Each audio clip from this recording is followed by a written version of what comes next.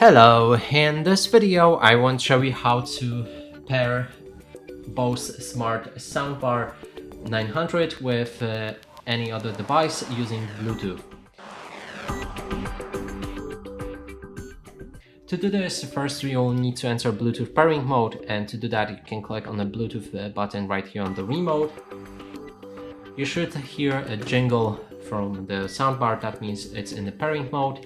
Then we can move, in this case, to my smartphone, but you can go for any device like Nintendo Switch or whatever you want, and then enter Bluetooth settings on that device. Scroll down and find your name for the soundbar on the bottom in available devices. Click on it and it should begin pairing. It might take a while.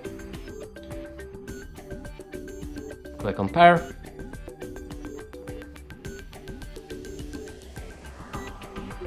And the soundbar should be connected with your device. And that's it for this video. Hope you like it. Please consider subscribing to our channel, leave a like and a comment below.